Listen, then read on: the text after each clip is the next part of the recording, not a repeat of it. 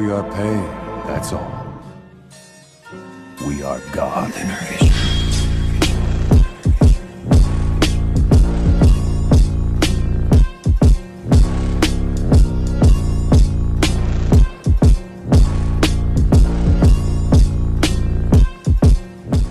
Hey guys! This is Rizevim and I'm back with the last part of What If Naruto Was a Simple Teenage Shop Owner. Things aren't always as simple as they seem. Just because he found himself in a new world, Naruto shouldn't have forgotten this. Now he must deal with fallen angels, devils, perverts and God, all while maintaining a relationship and running his store. Things can never be simple for him. Don't forget to hit like and subscribe and check the author in the description. Let's start. Chapter 42. I made the wrong decision. No. That's not the right way to say it. What I actually meant is, being a god is a little more difficult than I thought it would be. Don't get me wrong, I guessed that I would run into some problems when I made my decision. I just didn't think the problems would be so annoying. In retrospect, I should have expected that. Going from a shop owner to a god was bound to be a difficult leap for anyone, even a guy as great as me. I guess, I just figured the world had already shoveled enough on my plate that it would give me a break if I decided to try and fix it. I was wrong. So very wrong. Naru. It's time to wake up, father. A tinge of red surrounded the blue irises of his eyes. The view of his ceiling and the feeling of his bed beneath him gave him the slightest bit of reprieve to the unavoidable stress that laid before him. I thought we had an agreement, Gabriel. He rolled to his right, shifting the covers over his shirtless form. From behind the hill of blankets that covered a sleeping Kaneko, he could see Spot the angel beaming at him at his bedside. I know, but this was important and I didn't want to risk you not getting the message. Shut up. Kaneko's sleepy drawl was accompanied with a heavy flop of her hand against Naruto's chest. The blonde stared at the offending limb for a few moments before a sigh climbed out of his throat. With his forearms, he pushed himself up so that his upper body was now upright in the bed. What's the matter, Gabriel? The angel squirmed in place for several seconds. The smile on her face grew with each passing moment until it seemed as if it was about to pop right off of her face. Right when it seemed as if she was about to burst, her mouth opened to release her pent-up excitement. It's Michael's birthday. So? As if a hole had been poked into the balloon holding together her happiness, Naruto watched as his single barb-laced word drained the energy from the woman. It was amusing in a way that didn't reach him due to his own fatigue. What did reach him was the pout that erected itself on the angel's face. What do you mean, so? This is a really special day.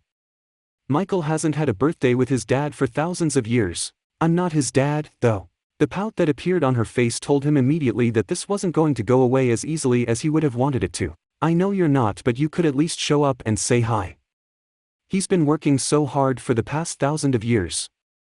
I'm sure he would love to see you. Leave. Without a single word further, the girl bounded out of his open door, a smile plastered across her face the whole way through.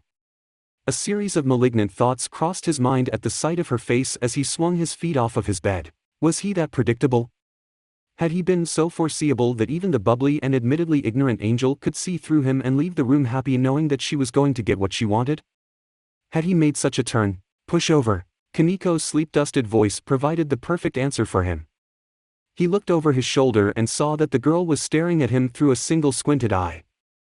A sea of orange blankets kept everything but her head obscured. Amen. Push over. I'm not a. Push over. Faced with his girlfriend's repetitive and irritating use of the word, Naruto did the only mature thing he could think of doing in that moment. He reached to his side, grabbed a hold of the many pillows that covered the upper half of the duo's bed and launched the object at the girl's face. I'm right. Underneath the cover of the pillow he threw, Naruto heard Kaneko speak as he began to dress himself. As tempting as it was to respond, he decided against it. He had a natural propensity towards not giving up, but he had a feeling his girlfriend wouldn't let him get away from the argument no matter how convincing he managed to make himself. Do you want to go with me? He shot over his shoulder as he slipped his feet into his sandals. He got a pillow, the same pillow he had thrown at the girl, to the face in response. Tired? You talk loud in your sleep. Take Ophis and Lilith. They know what to do. That was all he managed to get out of the girl before she rolled back over. He shook his head at the girl's behavior before moving to the door. He left the room, closing the door as quietly as he could.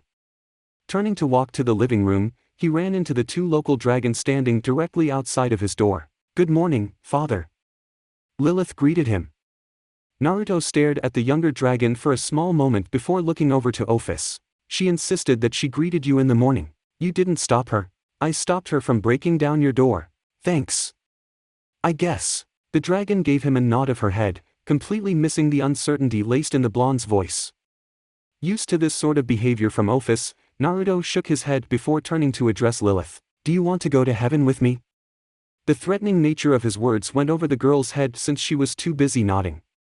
Naruto turned to ask Ophis the same question only to see that the dragon had already created a dimensional portal. "I saw the angel woman."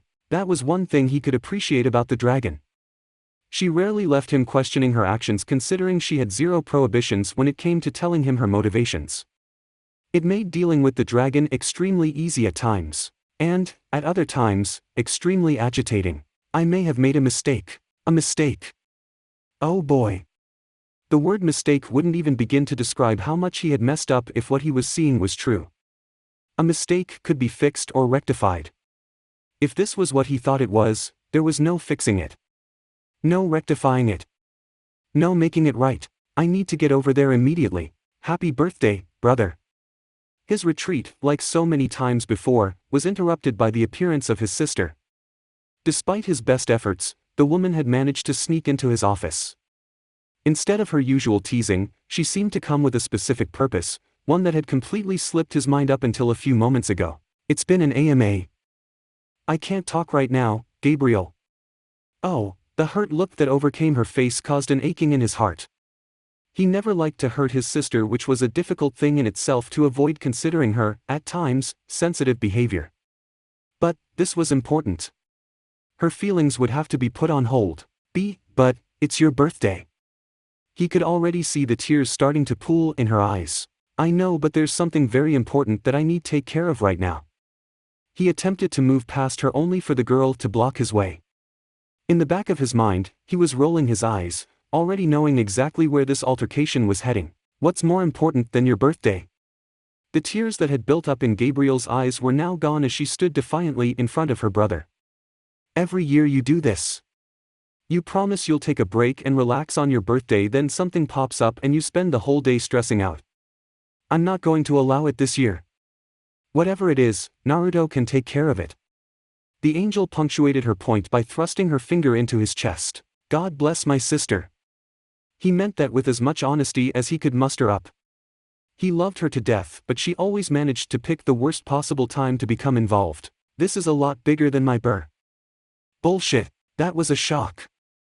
His sister was never one to lay down and take stuff lightly, but he would have never imagined she would resort to cursing at him. "Don't give me that look. You and I both know that you're just making up stuff like you always do. You do this every year, Michael, Gabriel, Han. Unless you're telling me that you're ready to sit down and eat the cake I had made for you, don't say anything else to me, Gabri." Happy birthday, Michael. Years ago, if he had been thrust into the same room, he would have acted about as clueless and ignorant as he had been as a genin. Luckily for him, the world had made him aware enough to realize the thick tension within the room. He just wished he had realized this before he had charged in and opened his loud mouth. "Naruto." Relief. That was the first emotion he spotted on the angel's face, which was a bit confusing to the blonde. Was the man that happy to see him? Was he that overworked? This is going to be a long day. Naruto thought to himself. If only he had a clue. As god of the Christian religion, the shinobi felt his stomach drop at the angel's words. "It is important that you come along with me. Don't you dare try to drag Naruto into this." If looks could kill, Gabriel would have been 10 feet under by the hands of her brother. It was the most scathing look Naruto had ever seen on the man's normally angelic face. It lasted for only a moment before the angel switched his focus back onto him, his burning look now gone, and in its place were the last flickering embers of an expression that screamed weariness and exhaustion. "The apocalypse is about to occur." What? The apocalypse? The end of the world? The death of God's creation? Destruction of the uni? "I know what the apocalypse is." Naruto blurted out, ruining the angel's chain of synonyms. What do you mean the apocalypse? Where the hell did this come from?" How do you even know? Well, the angel started off before a soft sigh left his lips. He glanced over to Gabriel, who had lost most of the fire that she had used to accost Michael. With all that's been happening, with your awakening and all, I grew lax in a few of my responsibilities. Michael. Gabriel mumbled out with a growing look of apprehension on her face. The apocalypse, or Trihexa as my father named it, is a physical beast whose sole purpose is to cause destruction and mayhem. Born alongside my father, it is a creature of great strength, enough to rival that of my father.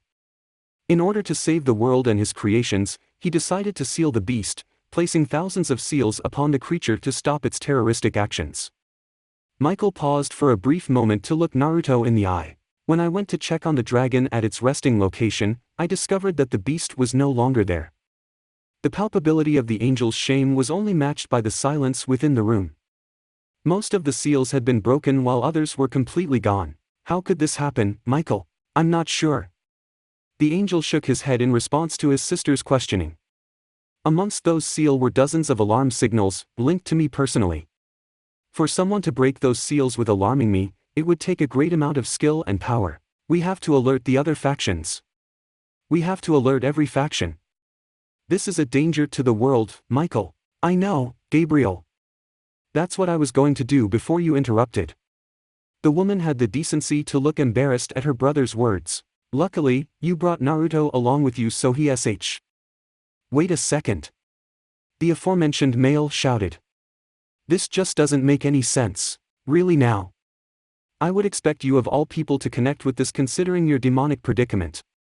The angel's raised eyebrow and questioning tone almost silenced the boy. Almost. This is different. Kurama getting out doesn't mean the end of the world is going to happen. Yes, but this beast is much more than your partner. This beast rivals Ophis and the Great Red. This beast fought my father to a standstill and nearly killed him. And now it is somewhere out there in the world, and the more time we spend arguing, the more likely it is that whoever is behind this will unleash its fury upon us all. The angel was right, but still. This was too much. The end of the world? How was he supposed to help deal with that? You're God, remember? You have to start learning how to deal with these types of situations. The Uzumaki way, as you put it, Kurama mocked from within his head. Naruto groaned out loud at the beast's words. He hadn't expected for those words to come back and bite him so soon. We must get going soon, Naruto. We don't have Mu. Master Michael. A man rushed his way past Naruto, Lilith and Ophis into the room. If he had bothered looking behind him, he would have seen Naruto restraining Lilith from clawing at the angel. What is it? Michael asked to the panting man. The group watched for several seconds as he sucked in greedy gulps of air before finally straightening and addressing God's son. There's been a message from the fallen angels. They have requested an emergency meeting in Kuo immediately. They claim something dire has taken place. So, Michael. Azazel rolled a pencil between his fingers.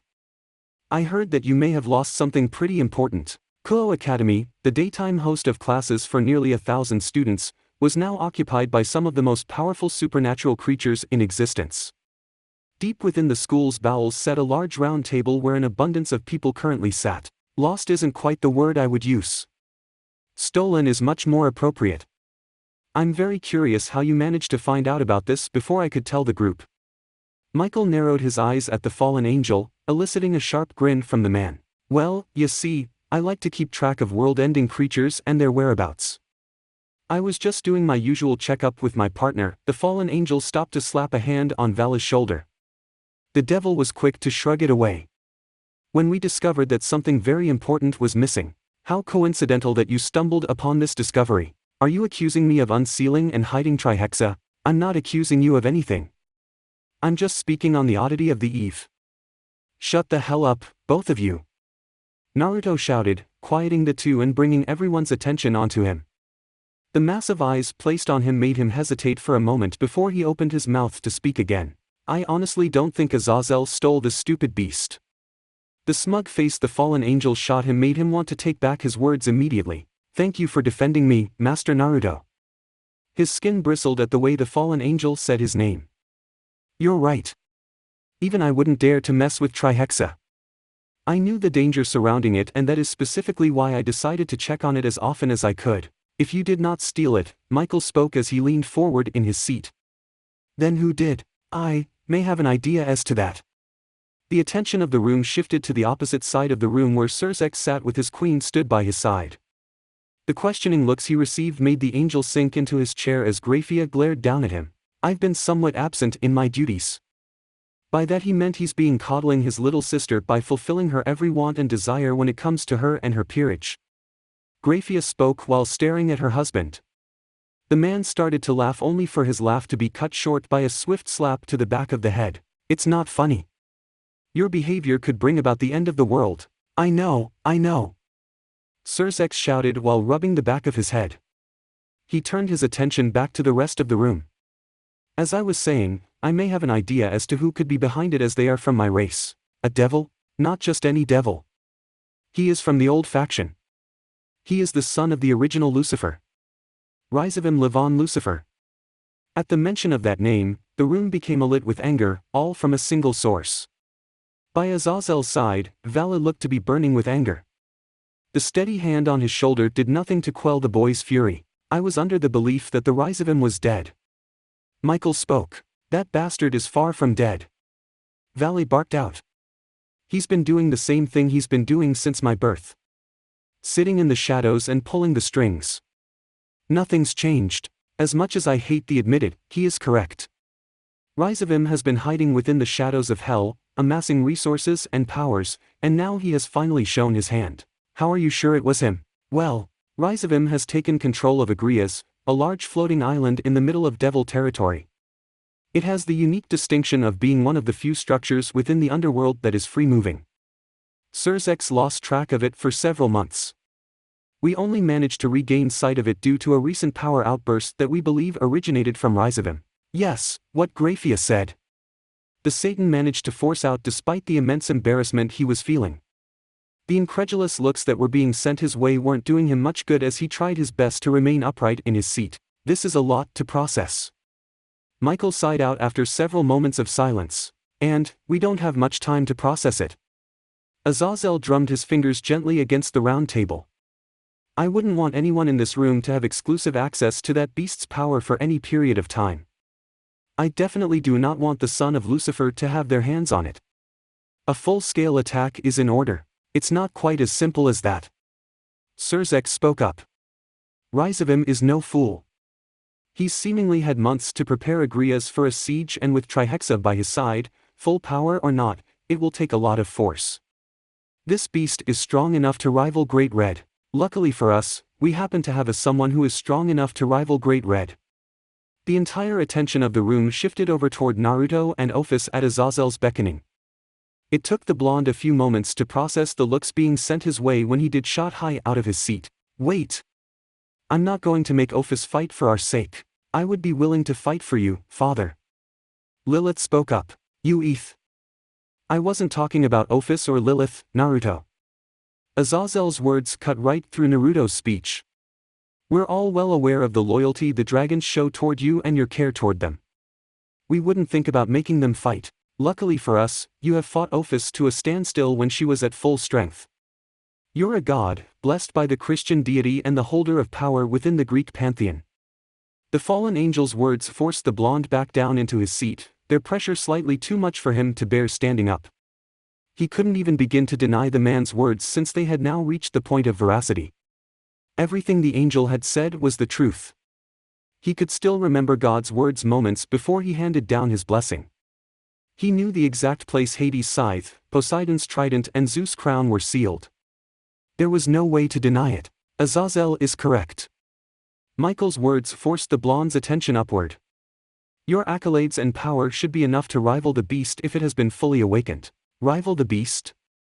Rival the thing that was strong enough to bring about the apocalypse? Weeks ago he had considered becoming a god the most difficult thing that he would encounter in his life, and now this? I'm not sure I am strong enough to defeat the BA. You are. Ophis' voice forced his attention onto her. I've done battle with the beast before. Your small form, power, and cowardly tendencies during battle would be enough to rival the beast. Thank you. He wasn't quite sure how to feel about the dragon's words. Insulted? Complimented? You're welcome. Ophis offered up a small nod, completely missing the hesitation and uncertainty in his voice. Father. Naruto turned toward Lilith. Even if you are not strong enough, I'll be by your side to protect you. I'm sure Mother would happily do the same. He wasn't too sure that was 100% true. As much as Ophis had calmed since their initial meeting, he didn't think the dragon had warmed up to him enough to willingly fight for him. You are correct. That shot his theory right out the window. I do not care for the fate of the rest of this world, but if it involves Naruto, I would be willing to fight. I will not allow any creature beside myself harm him. To the blonde, the dragon's words were oddly touching as long as he ignored the last sentence. A smile began to crawl its way onto his face only for it to be smacked down when the realization that he was going to have to face the being strong enough to defeat God struck him. It seems that the dragons are on board. What do you say, Naruto? Michael hated doing this to the boy. It had become clear to him early on that the pressures that came with being a god had effectively come and slapped the shinobi across the face. There wasn't a day that went by where he didn't see the blonde washed over with exhaustion, barely managing to keep himself awake as he pored over millennials' worth of issues that came with being the leader of the Christian faith. And, now this. The fate of the world was being placed in his hands and he effectively had no choice but to accept the responsibility.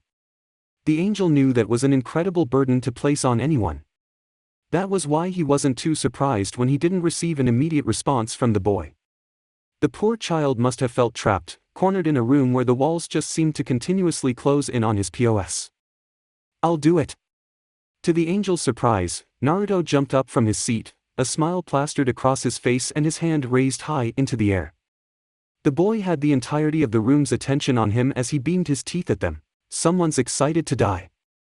Azazel said not so subtlety, earning him an elbow to the stomach by Surzex. The devil aimed a glare at the fallen angel who didn't look all that bashful by his actions. I'm surprised that you're as excited as you are. You don't get it, Kurama. Naruto's inner monologue came along with him climbing onto the meeting table. I've had to sit and try to figure out a way to deal with a million different issues for Christianity. I've barely had time to do anything. All my clones have been doing my meditations for me. This is the perfect chance to cut loose. And, if I beat this guy, it's over. What do you mean it's over? Well, if this thing is the strongest being in existence and I defeat it, then I won't have to worry about anything else being stronger than me. That's not how power works, Naruto. Yes, it is. Am I to assume your elevated position means that you're willing to participate? Michael's words shattered his focus on Kurama, bringing him back to reality. You're damn right I'm willing to participate. We're going to beat down the apocalypse. Father, thank you for finally letting me get laid. 26 years of insecurity all down the drain. One amazing, long, passionate night. The sensation of having thoughts that weren't his running through his mind was a unique one. One that he still hadn't grown accustomed to. Luckily, it was nowhere as bad as it had been when he had originally gained his godhood. He had managed to gain some sort of mental block against the tirade of thoughts. Though, that didn't completely stop all the prayers. Lord, please wipe that stupid look off of my boyfriend's face. That one wasn't nearly as nice or sad or creepy as the usual ones are. The thought trickled through his mind for a brief moment before he locked eyes with Kaneko, who sat at the opposite end of the bed of him. I didn't think that would work. The girl said seemingly out of nowhere. Confusion hit him hard at her words. Why would she say something like that? She hadn't done anything but sit and look at him while he was pre-par. The realization hit him even harder. A sour look crossed his face for the briefest moment before a grin forced it away. Before Kaneko could even think of reacting, Naruto pounced from his position across the bed. Within a matter of an instant, he crossed the distance between the two and wrapped his arms around her tightly as he sent both of them tumbling to the ground. His forearms managed to take the brunt of the fall, but he could tell that a little bit of the wind had been knocked out of Nekashu by his stunt. With his revenge accomplished, he prepared to let go of the girl and let her get up, only for Kaneko to plant both of her feet into his chest and kick outward. As his back slammed against the ceiling of the room and he began to fall, Naruto had a sneaking suspicion that she had added just a bit of her devil strength into the kick. Oops. Kaneko said as she watched her boyfriend flop back onto the bed after his brief flight, courtesy of her legs. She looked up to the ceiling and saw there was nowhere a Naruto-shaped indent. I didn't mean to kick that hard. The look he sent her way told her that he didn't believe a word she said. She shrugged at this. It didn't matter what he believed or not. All that mattered was that he knew she would always get her way. Sure, you did. The blonde had to stop mid-sentence when the air was knocked out of him by Kaneko jumping onto his back. He was prepared to look back and glare at the girl but had that plan immediately flushed down the drain when she palmed the back of his head and forced his face into the bed. What are you? Oh? Once more, the completion of his sentence was stolen from him. This time, however, a much more pleasurable act interrupted him. Now, the Nekasha had her hands vigorously rubbing against his upper back, massaging the group of muscles. Wow! There was something that pleased her about the noises leaving her boyfriend. She wasn't sure if it was a domineering thing, considering she had him pinned beneath her, or it was simply because she liked making him feel good. Either way, rubbing the shoulders of the man who was about to go off and face the beast of apocalypse was satisfying. That feels amazing, Kaneko. Even though he couldn't see it, she smiled at him. This was the most expressive he had ever been to her touch, excluding their time spent in the bedroom. If she could expect this type of reaction all the time, then maybe she would make this a regular thing. Only if the favor was returned every once in a while. Just she began to reach down his back, she heard a small squeak emit from the door. Her first instinct was to jump at the person who was about to interrupt her moment with Naruto, but before she could, the door sprung upon, revealing Ophis and Lilith standing at the doorway. I apologize. Ophis was the first one to speak, surprisingly. The fact that she had her arm outstretched in a pushing position gave the duo an idea as to why she was apologizing. Mother thought you two were having sex and wanted to spy on you guys. The look Ophis sent toward her daughter told Naruto and Kaneko how much truth Lilith's words held. The dragon was never one to hold her tongue. Next time, just ask, Ophis. 3 sets of eyes shot toward Kaneko a second after the words left her mouth. She had to stop herself from smiling at their looks. She knew exactly what she said and she knew the reaction it would invoke from each of them. She also knew how to follow up on their reactions. You can come watch in here. The buckling of Naruto's back told her she had gotten just the reaction that she wanted. She didn't need to see his face to sense the disbelief that was radiating off of him. I see. This time, she couldn't stop the grin that tugged away at the corner of her lips. For whatever reason, Ophis' reactions were just as satisfying to her. It must have been because the dragon rarely allowed her a view of her true feelings. It took a lot to get a little out of the girl.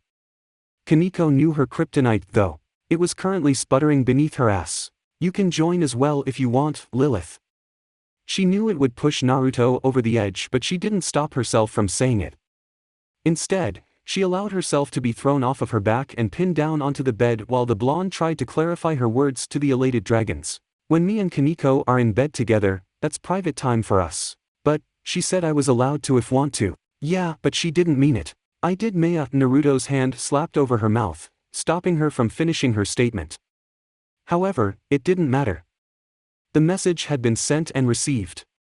The seeds were planted, watered and ready to flourish. Naruto. Ophis' voice managed to cut through the brief chaos of the room, drawing his attention over to her. It's time for us to leave. His time with Kaneko and their little spat with the 2 dragons nearly made him forget what he was supposed to be doing. He offered up a nod of acknowledgement at the dragon while releasing his girlfriend from his grip. Before he could get too far, he was pinned against the bed once again. Don't be too stupid. He took notice of her usage of too but said nothing of it. After all, he had no doubt in himself that he wouldn't end up doing something really stupid during his adventure. I'm not going to do anything too stupid. I'm a god, remember? He spoke despite his thoughts. He offered the girl one last grin and a quick kiss before slipping out from beneath her grip. A few minutes later he stood in the living room of his home, flanked by the 2 dragons. You girls ready? He received 2 nods in confirmation. Seeing their approval, the blonde sucked in deep breath and held it for a moment, allowing it to fester and burn in his chest. He let it loose a few seconds later, then turned to Ophis. Let's go. That was all the prompting the dragon needed before she summoned a portal within the room. Within seconds, the trio were through the portal and on their way to the apocalypse. I'm a god. That has been a lot easier to say nowadays. It used to burn coming up a few weeks ago. Now, I only feel a slight itch whenever the words come out. I don't feel much different than I did before, if I'm being honest. Yeah, I hear a lot of voices and I'm stressed out a bunch, but I definitely don't feel godly. No feeling of awe, no divine sense, none of that type of stuff. Which, I guess, I'm happy about. I didn't decide to become a god so I could walk around as if I owned the place. I decided to be a god because I wanted to fix things. I wanted to help people. I wanted peace. Well, I'm getting my first chance to fix something. And, of course, it's the biggest issue to ever exist in the history of everything. I don't know what I got myself into. I've felt that way since the moment I found out Kaneko was a devil. The feeling has only gotten worse since then. But, if I'm being honest, I've gotten used to it. It would be a bit boring to know everything before it happens, you know? Plus, and I would never say this out loud, I think I sorta like it. It's a bit fun going in blind. There's nothing like having the world throw everything it has at you. Hundreds of the strongest angels heaven had to offer stood by the side of a similar number of fallen angels from the Grigori. Directly next to the two groups stood a mass of devils, clothed for war. Angel, devil, fallen angel. All together in a single area. Not a single drop of blood had been shed. Tension fluttered through the air but nowhere near as thick as it should have been for age-old enemies. A budding alliance couldn't have accomplished this. No, this calm was the result of something much different. I know what she said be you. If Kaneko sees no issues with then what is the complication? There is no. Do you not care for us, father? A small groan, accompanied with a few chuckles, floated through the air. Do you not want us near you? To show you how much we love you. Not like that. Naruto's shout was nearly drowned out by the laughter it brought along. He looked out from the corner of his eye to see the small army of creatures laughing at his misfortune. You and your partners make for a great mediator. I couldn't imagine how tense this place would be if we couldn't feed off your drama. He wanted to look over and tell Azazel to shut up, but the look Lilith was giving him made him feel guilty. On top of the guilt, he felt ridiculous for even feeling guilty in the first place. There was no way in the world he was in the wrong in this situation. I never knew you could be so cruel. I'm not even doing anything wrong. His shout was loud to invoke laughter from the majority of the supernatural creatures below him. Their mirth was put to a quick stop when the blonde turned to face them, his best angry face in place and the full effect of his chakra on display. Don't get too testy, NR. Just like his subordinates beneath him, Surzex found himself speechless under the pressure the blonde exerted. He had the sense of mind to raise his hands in defeat after a few moments, though that didn't give him any immediate reprieve. It was only after Michael walked over to Duo and placed his on Naruto's shoulder did the blonde decide to relent. I hope you have this much passion when we're fighting. The words were meant to come out low and inaudible to the shinobi, but when Surzex sensed the mounting pressure appear on his shoulder, he knew he had failed. So, he did the smartest thing he could think of by running to his wife and using her body as a shield, much to her displeasure. Please act your age, Surzex. The maid was met with whimpers from her husband. A sigh broke through stoic facade before she raised her hands up to her face. What would Rias think if she saw you groveling right now? And, just like that, the devil was back on his feet. Below, the groans of a multitude of devils could be heard as the angels surrounding them laughed at their leader's behavior. The man was physical perfection and for the most part held the stature of a leader better than almost anyone else in existence. All of that meant nothing when it came to his childish and obsessive behavior. In the underworld, amongst their fellow kin, his behavior was passable. In the presence of their enemies turned allies, embarrassed couldn't even begin to describe how they felt. If you all are finished. Michael's raised eyebrow and stiff stance told the group everything they needed to know about how pleased he was about the interaction. The devil straightened up even further while sending the angel an apologetic smile. I'm glad we are all ready to proceed. Naruto, are you sure you want to proceed with this? Are you ready? Was he ready? Was he ready to defend himself, his shop, his friends and the entirety of the world? Was he ready to do battle with one of the most powerful devils in existence, then face one of the strongest beings in existence? Was he ready to finally stop doing mundane crap and do something godly? Don't underestimate me, Michael. I am ready. He could feel the grin splitting his face. The excitement running through his body made it hard for him to sit still. This excitement, this happiness, it had been so long since he felt like this. It had been so long since a fight riled him up so much. Great. Michael could sense the boy's enthusiasm. It brought a smile to his face. To see his father's successor happy made him optimistic about their chances. He could only hope that the optimism translated well onto the battlefield. Feel free to proceed. The shinobi spared the angel a glance before looking back at Ophis and Lilith. No words were communicated between the trio, yet an understanding seemed to be reached as they each blasted into the sky, their respective energies surrounding them. Michael gave a small hum at the white tinge that had found its way into Naruto's cloak. The observation lasted only a moment in his mind before he turned to face his allies. It was time to mount their attack. Evil. Wicked. Brutal. The scum of the earth. The Lord's folly. The tempters of man and enemies of God. That was what a devil was supposed to be. The bane of every creature's existence. That's what Lucifer believed. That's what his father believed. Under the rule of Lucifer, the devils prospered. He couldn't even begin to count the amount of chains covering his prize. God was thorough, that was undeniable. Even in death, he made sure to cover his bases. It was impressive, really. All these seals had managed to last the passage of times and countless of attempts to break them. It was a shame it had to come to an end today. As a species, we are weak. I despise weakness. The man's hands wrapped tight around one of the golden chains. He could feel the holy energy contained within the metal burning away at his skin, but he could care no less. The anger he felt at the utter fall of his fellow devils blinded him from the pain. With your power, I will unleash you unto the underworld and wipe away the weakness of my brothers and sisters. Those who survive will and pledge their allegiance to me, and we will then rise to the overworld and bring chaos. A laughter ripped from this throat. This was going to be fun. Probably the most fun he has had in centuries. He couldn't wait to fight against some of H. What was that? 2. No. 3. 3 masses of energies were heading his way. Oh boy, were they big. Bigger than his own by a long shot.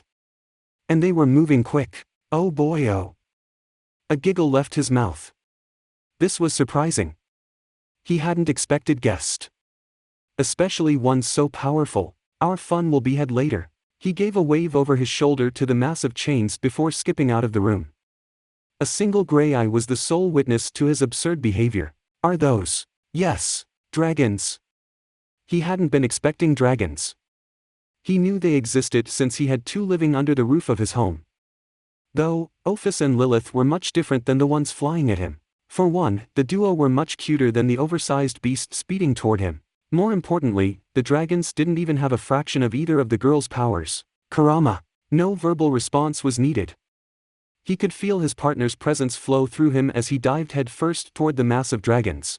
Father! Lilith's cry was silent to him. In a flash of hand signs and a mountain of smoke, hundreds of his copies were flying with him. A sky of red, white and yellow overcame the world for a brief moment before it all began to fall. Ha! So they weren't kidding. The ability to clone themselves. An ability sought out by many in the history of the world and achieved by very few. And, with the few who managed to gain access to such an ability, their prowess in using it was limited. This was not the case for his would-be opponent. He had expected the mass of evil dragons would force the other supernatural creatures he had sensed out of hiding. A numbers game would force their hand, he had thought. An almost holy amount of energy proved to him just how wrong he was. A hurricane. A man-made mass of biting wind. A vortex of death. There was no proper way to describe the effect of hundreds of Rasengan-wielding Narutos. The air around them twisted and blended, distorting the flights of the dragons beneath them, torn asunder. That was the only possible way to describe the effects the swirling balls of chakra had on the dragons. Each thread within the spiral tore away a layer of flesh from the beasts. Each thread followed closely by another. Strip after strip, tear after tear, soon there was nothing left of the creatures. That's not exactly good. Maybe if the dragons hadn't originally been pale, dirty-blooded vampires, he would have felt even the slightest twinge of pity as the army of flying blondes tore through them. Maybe if his father wasn't the original Lucifer, he would have looked at the creatures above him as a little more than fodder. Unfortunately, neither of those alternates were going to happen today. I suppose it's my fault for believing anything but a devil could take care of my problems. His words reeked of dramatics. He gave a pitiful wave at the dragons above him before turning his back to them and walking back into his cave. That's why we always have backup plans. I have a new home. I have a job. I have a house. I have a girlfriend. I have responsibility. I have people who look up to me.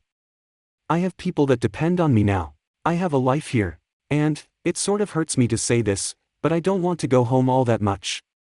I know what you're going to say. Who are you and what have you done with Naruto Uzumaki? But, you gotta see it from my side. I love Konoha, don't get me wrong. I wouldn't have sacrificed myself so much for it if I didn't. It's the reason I didn't cry when I woke up naked in the desert. Because I knew I had one. I saved my world. I may never end up being Hokage, but I saved my world. My friends are safe, my village is safe, and the world is safe. If all things went well, the end of the war would have wrapped up with the shinobi world in one giant alliance. Peace, just like what Jiraiya would have wanted, would have been achieved. There would be no need for me. No need for a badass Hokage like myself when everyone was going to be nice with each other. Kaneko is here. Ophis is here. Lilith is here. Kuroka, Michael, Valley, the Christians, and their prayers. There was so much here that depends on me. Even if someone came up and told me they could take me home that instant, I don't think I would be able to accept. I honestly don't think I could. And, you know what? I don't think that's so bad. The air has been cleared. Attack divisions move in. Naruto had made quick work of the dragons, leaving the air separating them from the floating island clear. Within a moment of the angel's words, nearly 1,000 of angels, fallen angels, and devils took off into the sky. Their collective takeoff sent forth a massive amount of dust into the air as the beating of their words deafened all those who were around to hear it, a sight never thought possible by many. The three Christian factions flying amongst each other, not a single case of fighting between them. They flew in unison, side by side, within reaching distance of one another. Their respective weapons clutched in their hands, waiting for only the right moment to be thrust into their enemies. It never came.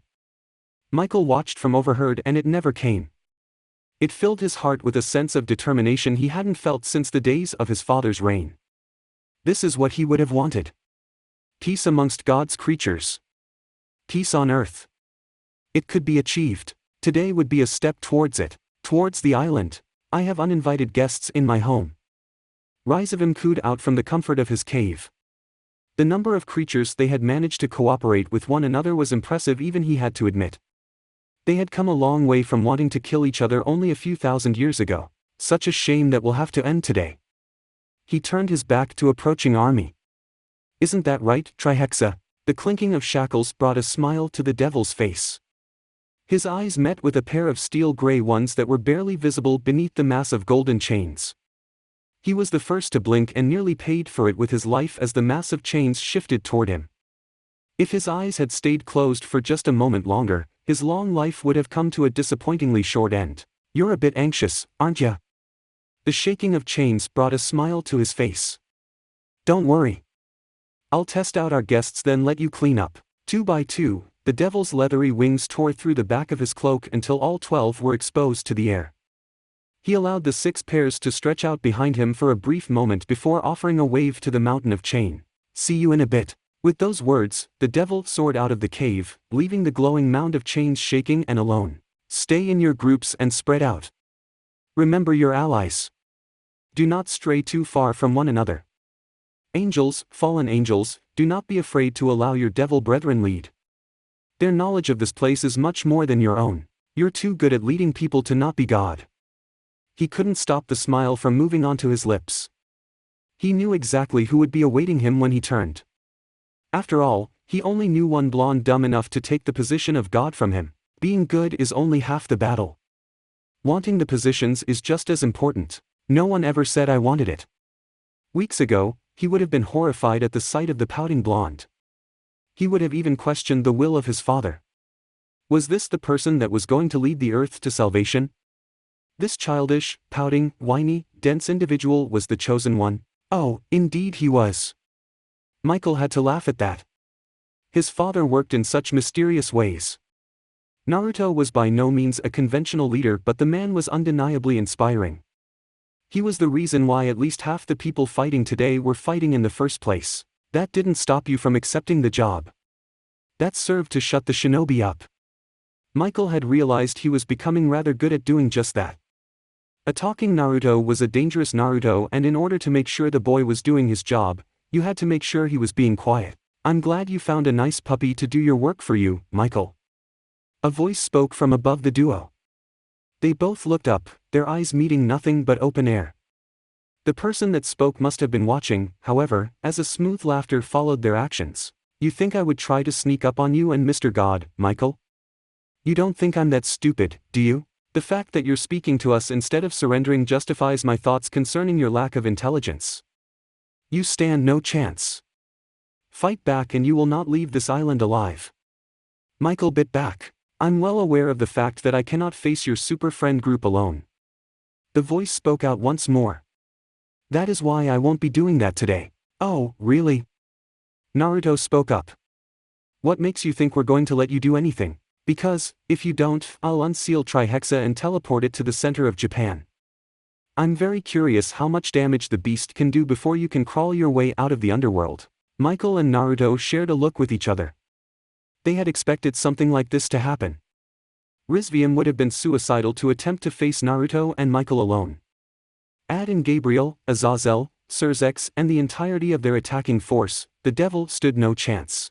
So, send me the new god. Let me test him out. If he passes my test, you have nothing to worry about. Though, if he fails, I'll suck the power out of his body and lay waste to the entirety of the world. No Trihexa needed. Another demand and another shared look between the blonde duo. Everything the devil had demanded had been predicted. And, unfortunately, like they predicted, all of the weight was being put on Naruto. You haven't changed a bit, Rizevim. You were a coward during the war and you're still a coward. Michael spat. Being a coward has gotten me this far. I'm sure it'll get me even further. Any funny business and you're going to have a lot of dead humans on your hands. Trihexa is already shaking at the smell of your little angels, Michael. Tell me where to go and I'll come beat your ass. Naruto shouted out to nowhere. Him and Michael were taken by surprise when the shinobi was surrounded by a spike of dark energy. Within the next moment, the boy was gone, leaving Michael alone. I can't even pray for the idiot since he is God now. Michael sighed while hanging his head. The only thing he could was hope. Hope that Lilith and Ophis wouldn't kill him when they eventually caught up. The moment Naruto's feet reunited with the ground, he was on the defensive. He managed to catch a quick glance of a cave in the distance before things got hectic. A sucker punch made his reunion with the ground a quick one and sent him flying through the air. A quick activation of his chakra cloak allowed him to right himself and gave him the first real view of his opponent. I guess it was a little much for me to expect you to dodge that. This man was an asshole. Ignoring his desire to unleash the apocalypse, Naruto could tell just by looking at the guy. Spiky yet droopy white hair, creepy full beard, dressed in gold and silver, and constantly smiling. He wanted to punch that stupid smile off of his face. That's probably how people feel dealing with me. His small moment of self-realization came to an end when he was forced to dive out the way of a massive ball of dark energy. On impact, the earth fissured from the might of the blow. Shards of dirt flew and splattered against the boy's chakra cloak as he forced his way back up to his feet. Come on, God. Show me why Michael chose you. The man had sent a volley of energy balls his way before he began speaking. The attacks were laughably slow. They hit hard, there was no doubt about that, but it didn't matter if the attacks never hit in the first place. And for someone as quick him, dodging was no problem. Ducking his head was enough to dodge the first attack. After that, he allowed his feet to do the work. In a blast of movement, he was nearly 100 yards away from the closest ball. In another flash, his fist was inches away from Rizevim's cheek. The devil attempted to throw up a makeshift defense but he was not quick enough. The god's fist barreled into the devil's face. For the briefest of moments, a power struggle ensued between Naruto and the devil's face. As expected, Naruto won, taking with him a few of the devil's teeth. The devil's body skipped across the ground as he flew away from the boy. Each impact against the ground tore up a chunk of the ground, adding more pain to Rizevim's miserable flight. He may have made a mistake. Now, he knew that he was never the strongest. Oh, for sure, he was one of the greatest talents to come out of the underworld, but he was always overshadowed by the likes of God and Michael in terms of power. He made up for their gap in powers with his skill and cunning. He wasn't too sure if those two things would be able to save him today. That realization hit him hard, harder than the last impact of his flight that had driven his body 10 feet deep ground. The random spikes of pain radiating across his body couldn't begin to compare to the agony he felt emitting from his cheek. He wouldn't have been surprised if he reached up and felt a large chunk of his face was missing. If the fight continued at this pace, Trihexa would find itself released a lot earlier than he expected. He wouldn't dare let the pretend god defeat him without some type of repercussions. Speaking of that insufferable being, the boy appeared in front of the devil with an spiraling orb of what the devil could only describe as pure energy in his hand. Holy energy, chakra, natural energy, a myriad of energies assaulted the devil's senses. He wasn't quite sure what attack he was looking at, but he knew he did not want to get hit by it. But the blonde's speed made making that happen a lot more difficult than he would like. The best he could do was raise his wings in front of him in the hopes of directing the attack away from his body. That was a mistake. The moment he felt the orb connect, he knew he would be losing a few of his wings. An unholy amount of pain surged through him when he felt the attack begin to drill through the flesh of his wings. Through the pain, however, he persevered. In what would amount as one of the greatest shows of his endurance, Rizevim managed to push against the blonde's assault, forcing his momentum to go slightly off course. Instead of the orb digging through the devil's body, it instead exploded into the ground a few meters away. This is unreal. The devil thought to himself as he jumped as far away as his legs would allow him. What type of holy steroid had God given this brat? Looking over at his wings, he winced. Out of his original 12 wings, 7 remained. The other 5 had served as a noble sacrifice in order for him to retain his life, and their state showed it. The barest amounts of flesh hung off of broken and jagged bone. It was a hard sight for him to look at. Is it me, or is this guy a pushover? He didn't want to sound arrogant, but he had expected more from the so-called super devil in front of him. Xerxes had spent so much time briefing him on the dangers surrounding the son of Lucifer. His strength, his speed, his cunning. Everything that had been pushed into his head had pumped the devil to an untouchable level in his head. This fight was quickly proving to him how wrong his assumption had been. This is your first battle after whatever that God did to you. His face screwed up at Kurama's words. He looked down at his fists and gave them a quick clench. He truly didn't feel any different than before. Yet, he was tossing around this guy like he was a child. I don't know what type of sacred gear God gave you to make you this strong. The devil's words forced Naruto's attention outward. But it ends now. The devil's words were punctuated by his sudden disappearance. He reappeared a moment later behind Naruto, his right arm covered in the red seals of his clan. Sacred gear canceller. The man shouted as loud as he could as he drove his fist down toward Naruto. The offending appendage was met with Naruto's open palm. This didn't stop the smile from spreading across the devil face, however. All he needed was physical contact for his ability to strip away the sacred gear God had given the putrid blonde. Nothing happened. Odd. He had yet to meet someone who was able to resist his sacred gear canceller. He didn't let that perturb him. Another hit would do the trick. At least, that's what his thought process was as he sent a quick jab at Naruto's ribs. Glee erupted from him as he made contact, making it his first hit throughout the entire battle. His glee, and himself, were quite literally backhanded a moment later by the boy. The pain ringing through his head couldn't compare to the shock he felt at the force of the hit. Somehow, the boy had managed to hit him stronger than before. His sacred gear canceller should have made that impossible. Whatever he's trying to do to you isn't doing much. Naruto had expected as much. He had been curious by the man's glowing arm, nearly curious enough to let the devil score a free hit on him. When he managed to block the devil's attack yet still felt his energy invade his system, he had expected something bad to happen. Though, judging from the ability's name, it seemed like the attack was doing just what it was supposed to do. I see now. Rizevim's voice shook underneath the pressure of the mountain of pain his body was in. Naruto watched as he climbed up to his feet, his entire form a jittering mess. A solid trickle of blood fell from the gaping hole in his cheek as he talked. You're the real deal. The devil stopped to spit out a glob of blood. No tricks, no games, no gimmicks. You're God, aren't you? You better believe it. The smile that greeted Rizevim told him everything he needed to know. He wasn't going to win this fight. It was the Great War all over again. God steps on the battlefield and everything seems to freezes. And unlike before, Lucifer wasn't here to save his ass. He knew he was strong, but he wasn't at his father's level. He never would be able to reach that point, which meant he was going to die today. This just wasn't fair. I guess that makes it okay for me to make it fair. That isolated line, that phrase. That was Naruto's only clue as to what was about to happen before the world around him became alit with energy. The air was punched out of his lungs as an almighty roar shook the ground beneath him. Trihexa. My dream. Your nightmare. Let loose. Naruto's eyes bulged as a shockwave of energy rolled over him. A loud screech made him look behind him where he came face to face with a blast of white energy. The attack slammed into him before he could throw up a proper defense, throwing him through the air. He landed nearly 100 meters away, his entire body a painful, stinging mess. Naruto, you have to move. The moment Kurama spoke, the world around Naruto ignited.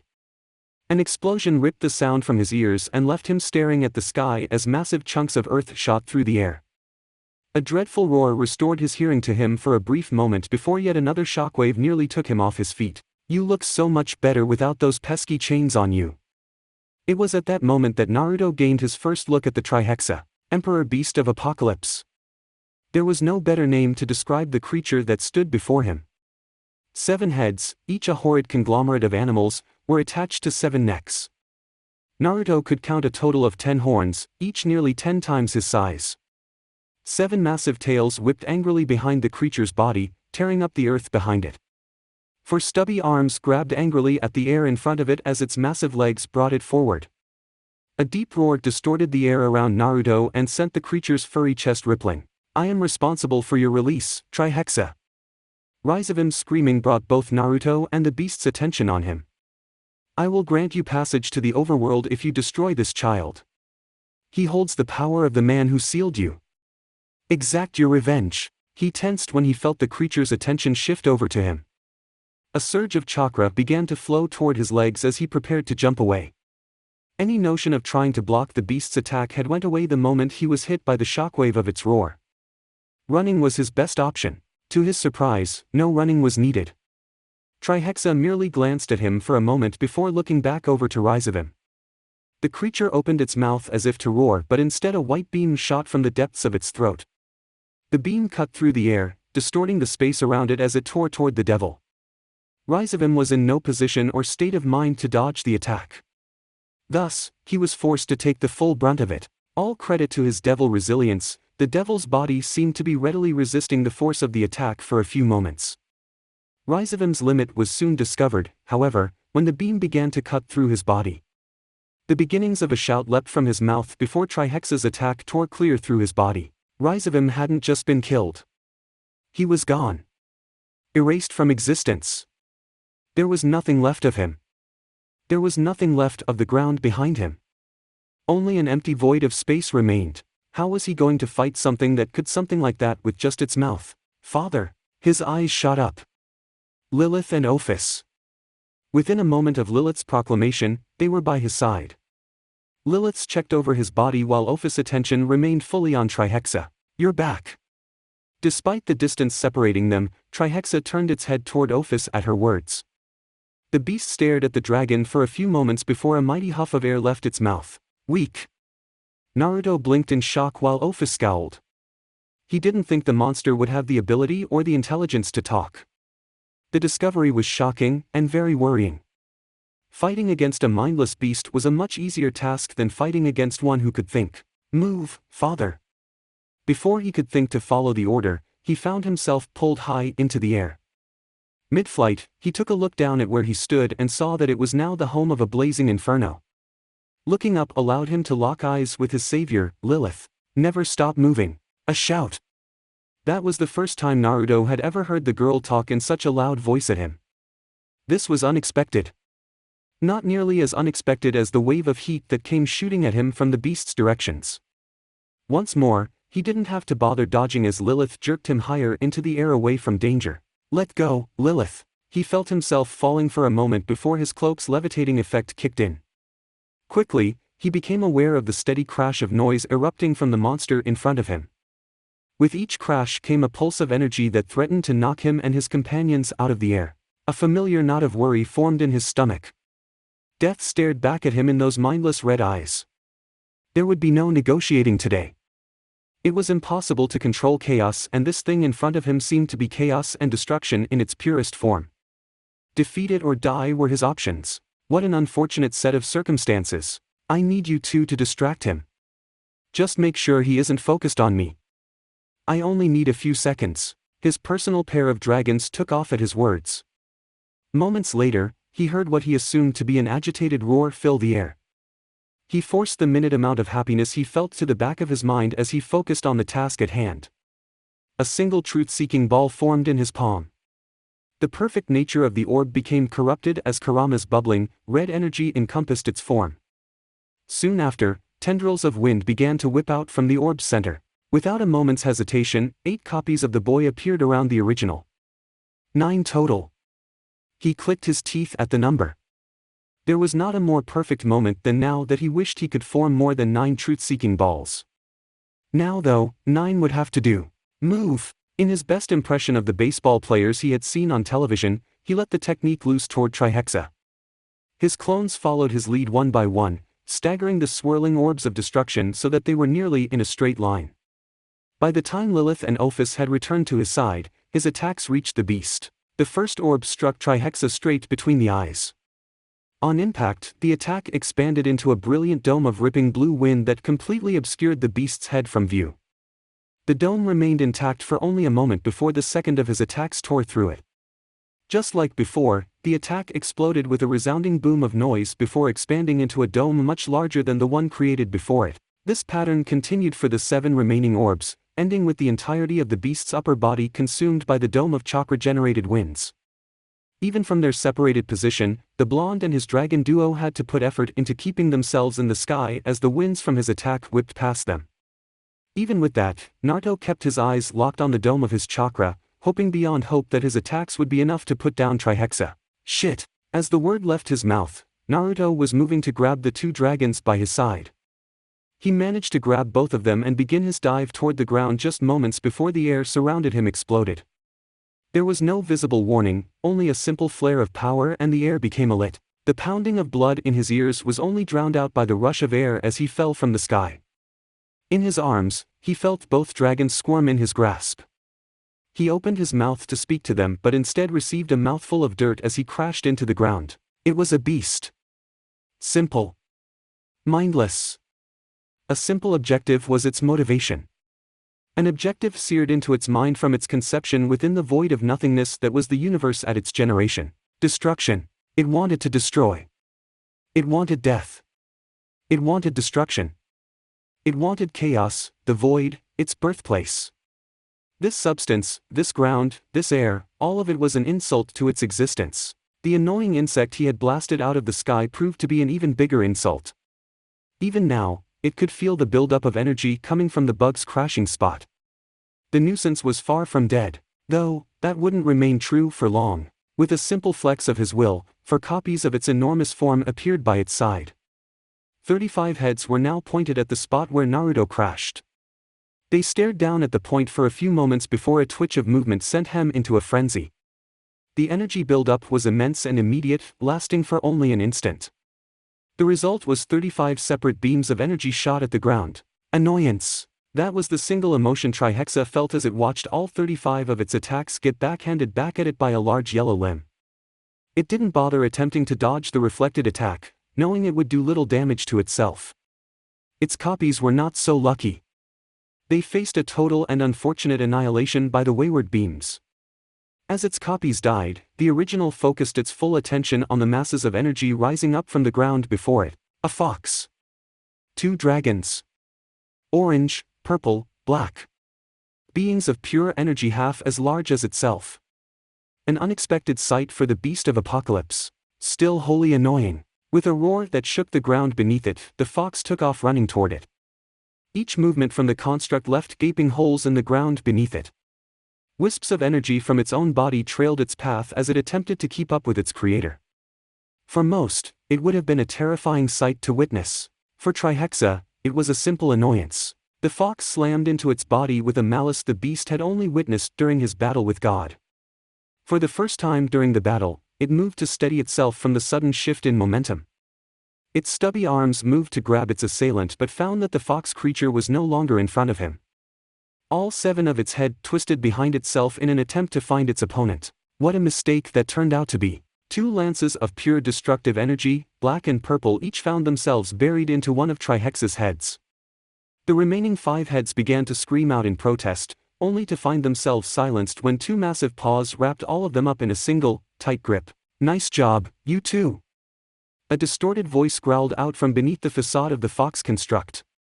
Trihexa would have growled right back at it if it wasn't for the 2 paws wrapped around all 7 of its throats. Though, that wouldn't be a concern for too much longer. A deep wave of satisfaction flowed through the beast at the sound of the fox's scream. It needn't bother to look to see what caused the creature to yell in such pain. After all, it could feel its opponent's pain as he writhed in the grip of his newly formed head's jaw. 7 was now 11.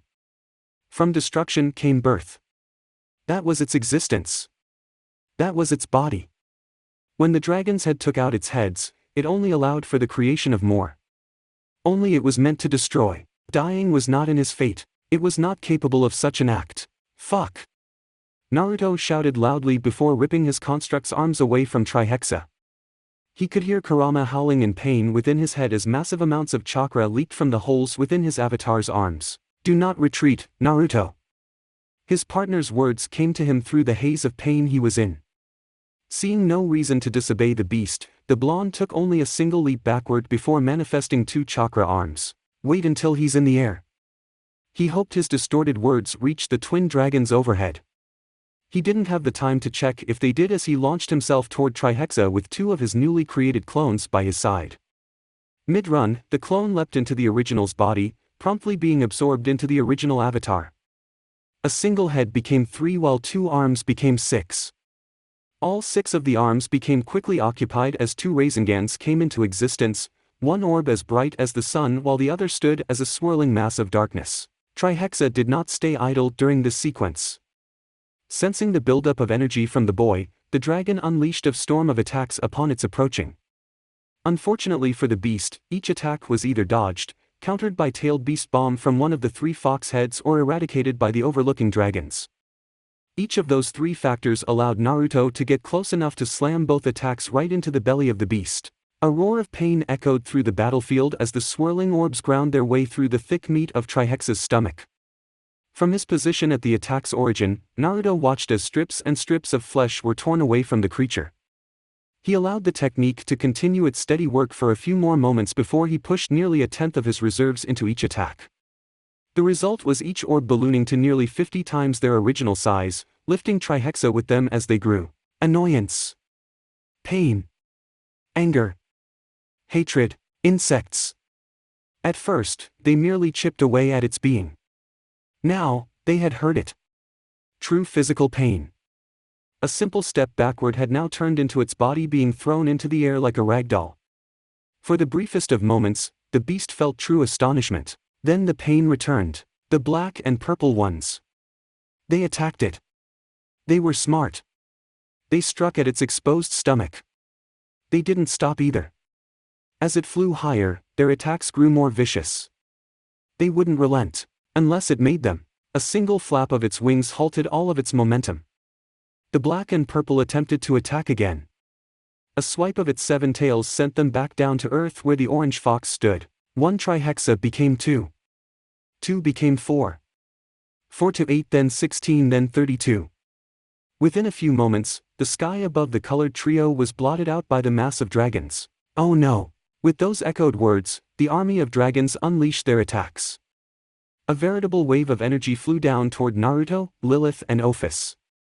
The fox avatar moved to block the incoming attacks only to find a dome of light doing the job for him. Naruto! The blonde looked over his shoulder to see Michael, Gabriel, Azazel, and Surzex. The beast cannot be beaten. Yeah, well, we don't have a lot of choices. He looked back at the barrier, noticing the small cracks forming along its surface. We're going to seal it. Naruto's attention shot back at the supernatural group. We're going to seal the island with ourselves in it. We can't beat it right now, but we can delay. Delay long enough for someone in the foot to. No! Naruto's shout silenced the angel. We're not going to put this burden on someone else, Michael. We need to deal with this now. I don't think you're seeing the point here. Azazel stepped forward. Look at what's above you. You can't beat that army. We can't beat that army. We're out of options here, kid. You all are out of options. He spat back. I'm not even close to finished yet. At that moment, the barrier Michael threw up shattered, allowing the rest of Trihexa's attack to crash through. I'm not giving up until I can't move. Only then can you seal the island. Those were the words Naruto threw at the group of supernatural leaders as he leapt back at the army of Trihexas. He's an idiot. Surzex mumbled out. Well, that idiot is our god and isn't leaving us much of a choice. Set up at your assigned locations along the island's perimeter and wait for my cue. We can only pray he knows what he's doing. Kurama, this probably won't work. You don't really have much a choice, do you? The beast has healed from your strongest attack. This is our only option now. A sigh heaved its way out of his chest at Kurama's words. He had no choice. No other option. The road he had stepped on had taken him this far. There was no point in stopping now. It was with that train of thought that Naruto slipped the jeweled crown of Olympus onto his head.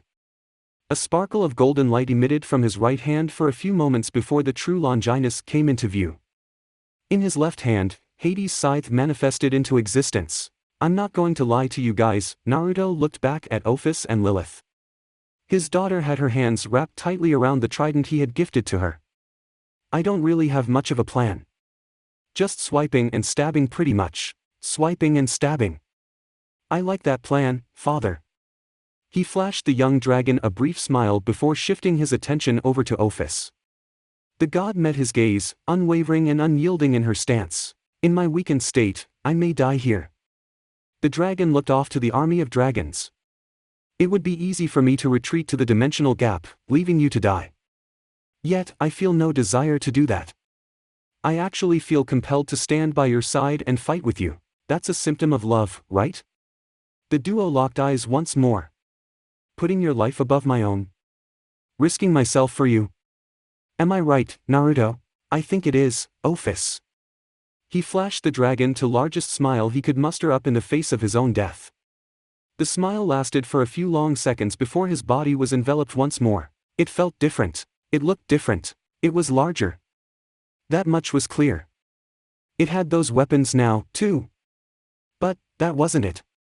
Big wouldn't it feel this way? Weapons didn't scare it. Yet, here it stood, amongst an army of clones equally as strong as itself, yet it felt the slightest twinge of worry. Maybe it was the color. The fox was no longer orange. It was white. A burning, bright white. As bright and as hot as the sun.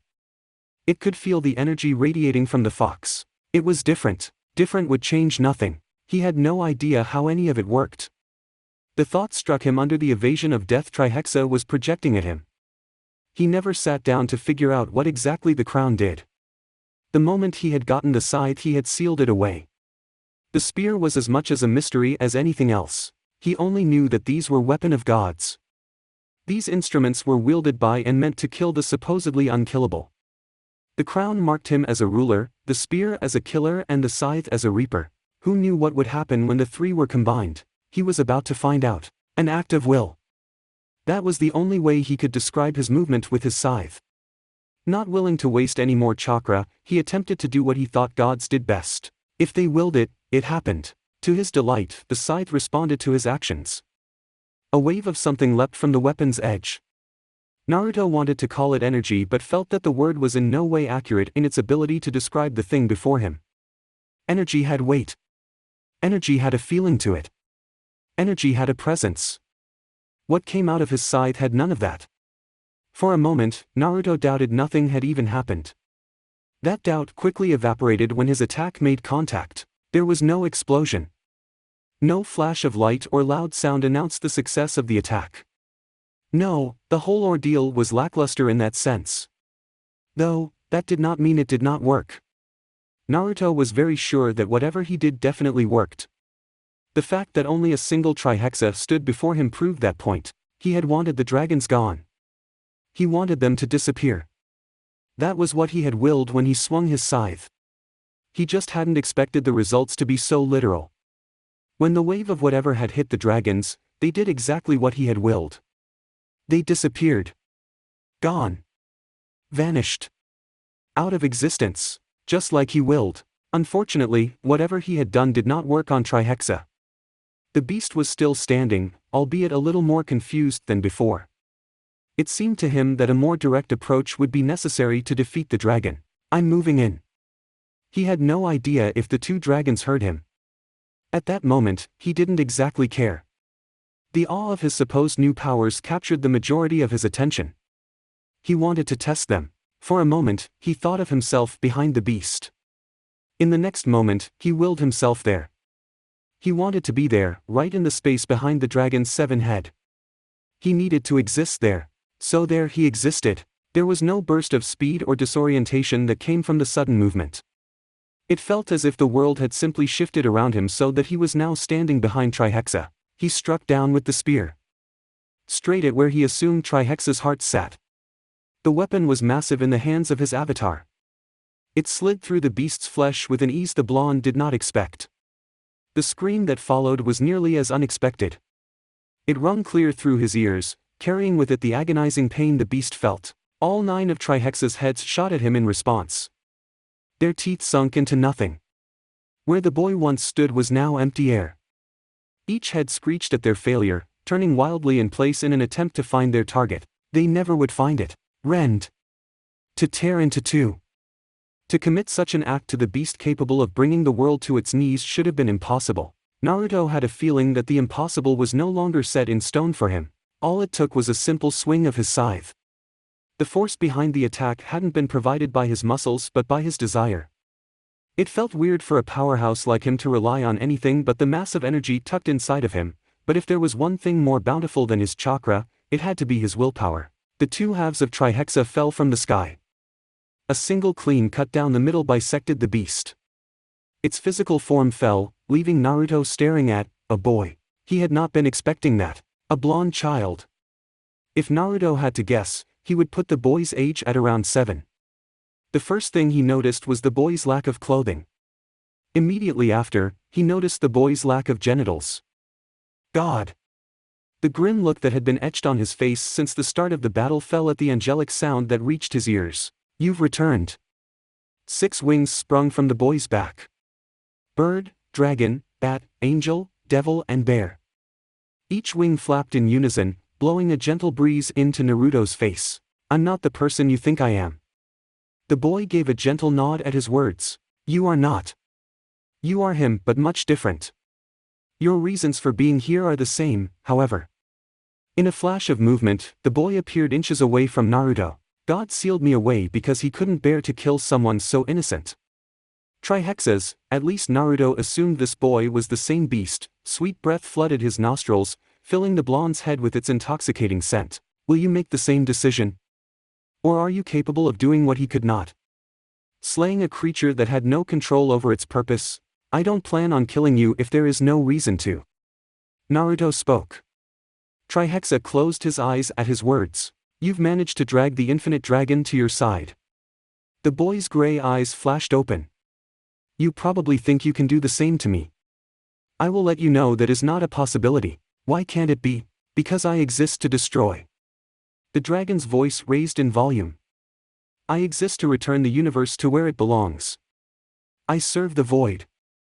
The urge to strike you down is compelling beyond anything you can think of. Your words nor your actions will be enough to overcome it. We won't know until I try. I'm not going to give you a chance to try." The dragon struck out with a simple jab. The strike found its target but under lackluster results. Naruto didn't even flinch at the contact. Trihexa was not one to be dissuaded. All 6 of the boy's wings became alit with energy before they were driven down toward Naruto's skull. They found no give. No leeway was granted to the appendages. As soon as they touched skin, they came to a halt. "I don't really believe all that much in fate, you know." Trihexa ignored the blonde in favor of attempting to strike at his back with its fist. His actions proved just as fruitless as before. "I don't think it was fated for me to end up here. I don't think anyone could have predicted the outcome of my life." Naruto's eyes followed the beast as it flashed around him in its attempts to cause damage to him. "But, here I am. Despite everything, I'm here. I've come so far, further than you probably think. I'm sure you could do the same." Trihexa appeared before him once more. Gone was the innocent child and in its place stood the horrifying beast from the before. Each of its 9 heads released an ear-piercing screech before unleashing a blast of energy from its mouths. I don't want to fight you. The blonde's words echoed out beneath the roar of the beams. Each streak of energy ricocheted off of its target, disappearing into an useless blip off in the distance. I can help quell the darkness in your heart. Whatever hate you feel, it can be erased. A rush of wind. For the first time since the start of the fight, Naruto blinked. All 9 of the beast's heads were inches from his face. Their collectively harsh breath was a stark contrast to the sweet smell he had encountered only a few minutes before. You don't seem to understand. 9 voices spoke in unison. There is no darkness. I feel no hate. I do not destroy for a reason. Destruction is my reason. It is my pull. Like how humans are pulled to breathe in order to fill their lungs, my body pulls for me to destroy. Unlike you humans, ignoring my pull does not equate in death. It equates in the loss of my sanity and self. In a flash of light and flesh, the innocent boy was standing back in front of Naruto. I cannot harm you any further. Whatever you have done has left you immune to my attacks. You are left with 3 choices. Seal me, kill me, or allow me to fulfill my purpose in this world. The boy raised his arms into the air. Make your decision, God. Being a god is hard. I know. Seems pretty obvious, right? Well, to me, nothing seems obvious. I wish I could go back to those days where I didn't have to think that much about my decisions. Those days where every decision I made didn't make the world go all crazy. I wish I could go back. I also sorta don't want to go back. I know. I'm being complicated. I can't help it. Just like I couldn't help myself from not living a simple life. It was fun, for a bit. I got to relax and meet new people and try new things. But, it wasn't what I wanted. I wonder if I was drawn to Kaneko because I found her cute or some part of me knew what would happen if I got involved in her life. I probably would have stumbled my way into all of this stuff eventually. At least through Kaneko, I got a cute girlfriend out of it. She probably would punch me if she saw me writing this. Though, I guess I don't really have to worry about that much. Using sections of the Book of Life as a diary felt weird. God did the same thing, though, so I guess it isn't too troublesome. I can feel someone approaching. I guess it's time for me to go back to playing God. Naruto. The Book of Life came to a loud close and disappeared from existence as Naruto raised his head.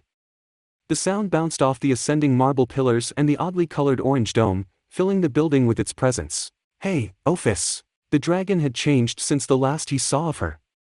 The dark, gothic dress she had been so attached to had been ditched. In its place was a more casual attire. A purple dress, one decorated with stars, hearts and a cross, covered her body. Black and blue stockings stretched the entirety of her legs, stopping just a mid-calf. A pink jacket clung to her shoulders while a tiny, black beret sat soundly against her head. The Shinto faction is here. He knew that. And, he had a feeling she knew that he knew. Yet, here she was. Standing. Waiting for something. He rose up from his crouch with a groan as his bones popped in protest. Sitting for so long was such a pain. What made it worse was the totally uncomfortable marble floors. He would have to bring some pillows next time he decided to come in here. He crossed the distance between himself and the dragon within a few strides. Standing in front of her, Ophis was forced to crane her neck to look him in his eyes. The two stood there silently for a moment before the dragon reached her arms out and wrapped Naruto's lower half in a hug. Love. The dragon hadn't been joking when she expressed herself to him in the heat of their battle against Trihexa. During the battle, he wasn't quite sure what would result from the girl's words. He had no idea Kaneko would actually encourage the dragon's behavior. When he revealed their discussion to the Nekasha, the devil had taken Ophis aside and talked with the girl. The blonde had no idea what they talked about, but from that point onward Ophis had become much more expressive with her emotions. Hugs, just like the one he shared with her right now, had become common amongst the two. Naruto bent down to return the hug. He did not expect the girl to pull away and kiss his cheek as soon as he bent low enough. Best of luck. He could only stare as she walked away from him. That had been unexpected. He never would have thought the dragon was bold enough to do something like that. A part of him wondered if Kaneko put her up to it. From what I know of Kaneko, it seems likely. It wouldn't surprise me. I don't think much would surprise me right now. With those words, Naruto fell out of existence within the room. Marble was not comfortable to sit on. If the past few days hadn't drilled that into his head, him currently sitting on heaven's throne was doing the job. You have a knack for complaining to yourself. I'm glad I'm not the only one who noticed. He aimed a subtle eye roll at his tenants. Yes, tenants. Plural. Sitting within the recesses of Naruto's mind were now two beings. I still do not see the merit of sealing me within yourself, Naruto. You cannot change me. Kurama thought the same thing. A smile crept onto his lips. Now, look at him. He's my greatest friend. And, one day, you'll be the same. He would make sure of that. Fate wouldn't be enough to dissuade him. Trihexa saw itself as nothing more than the universe's destructive force given a physical form. Naruto had plans on changing that. And, until those plans were fulfilled, Trihexa would stay locked within him. It would be his burden. His responsibility. His duty as God. Father. They're here. They entered as a group. Each begin radiated power above power and their appearance reflected such. A man whose appearance was as violent as a storm. A woman whose appearance left all witnesses mindless. Another man whose very body seemed to flow as easy as the winds. And finally, a woman who appeared as radiant as the sun itself. Lord Naruto. He had to stop himself from grumbling at her words. Acting unprofessional in the presence of these guests wouldn't do well for him. Lady Amaterasu. He offered up a smile. She responded with a bow. With a wave of his hand, four seats, nearly as lofted as his own, appeared into existence. He gestured toward the chairs with his head as his smile grew larger. Let's talk about peace. Valley. 5 truth-seeking orbs. Extra sweet sauce. Naya. I'm right next to you, woman. There's no need to scream. Children, there's no need to yell at each other. You could end up making mother angry if you do. Uzumaki Sweets. His simple, humble shop. Well, humble wasn't the right way to describe it anymore. Humble shops didn't have giant statues of their owners out front. Humble shops weren't filled to the brim with humans and supernatural creatures alike. Humble shops didn't have devils and angels and Mother Earth working for them. Naruto Kaneko stood on her trusty stool. Unlike him, her front wasn't covered in a powder-dusted apron, revealing her new outfit. A simple yellow blouse helped conceal the majority of her polka-dotted undershirt. Black leggings kept her lower half concealed and her decent white hair had grown long enough to where it needed to be pulled up into a tight bun that sat at the top of her hair. Brimmed glasses sat against the bridge of her nose as she tapped her fingers against a weathered clipboard. The Native American Pantheon has put in an order of fry bread for their annual festival. A total of 10,000 pieces need to be made within a week's time. Kaneko ripped a page from her clipboard, missing or completely ignoring the exasperated expression on her boyfriend's face. The Chinese have requested a few hundred fortune cookies. They don't really care what the actual fortunes are, but they do ask that you make them funny. Also, the Nor. That's enough for right now. Kaneko blinked as her clipboard was deftly yanked out of her grip. She looked up at her boyfriend for the first time to see his golden smile. Why are you smiling?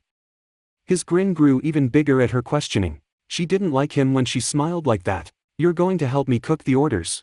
She blinked. I don't know how to cook. His smile grew. I'm going to teach you. She blinked again. I do. An apron appeared on her form.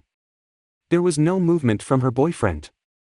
The boy simply looked at her and the apron appeared. Stupid omnipotent powers. By now, his smile had grown overpowering.